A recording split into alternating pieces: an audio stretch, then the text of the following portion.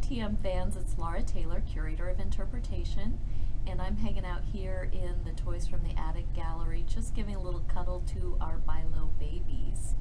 This little tiny one here on the shelf belonged to Mary Alice Klein, who was born in 1917, and she received that at about the age of 7, and it's pretty miraculous that it's still around because it's all bisque. The whole entire doll is made out of breakable bisque.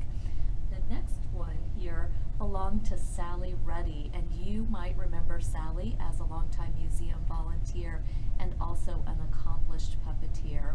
And then this one in my arms here belonged to Cordelia Sue Mackey Thompson, or Sue Thompson, also a longtime museum volunteer and our librarian. The Bilo baby doll was sculpted by a woman named Grace Story Putnam in the early 1920s. She turned to doll making after a divorce in 1915 as a way to support her family. And in the early 1920s, she sculpted the Bilo baby at the bedside of a 3-day-old infant in the Salvation Army Day Nursery in Los Angeles. And she didn't want to make an idealized or a pretty baby. She wanted to make a baby that was very realistic, and that was very important for the time period. The birth rate had gone down in the early part of the 20th century. More families were moving to the city and having fewer children.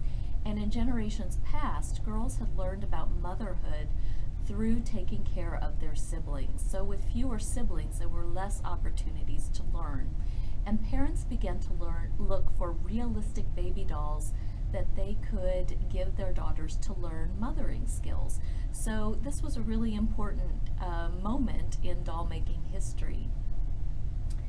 Now the Bilo baby was really popular. Retailers called it the $1 million baby because it sold so well, and it was produced from the early 1920s until 1952. But its lasting impact is from then on, manufacturers were trying to come up with new innovations for creating realistic baby dolls throughout the 20th century and even in the 21st century. On March 16th, Grace Story Putnam turns 144 years old. So it seems only fitting that we highlight her for Women's History Month, for her contributions to the toy industry and to all of those little girls in the early part of the 20th century that learned about mothering by playing with the Bilo baby doll. All right, if you would like to see the Bilo baby doll, be sure to visit us in the Toys from the Attic exhibit here at the museum, and I'll see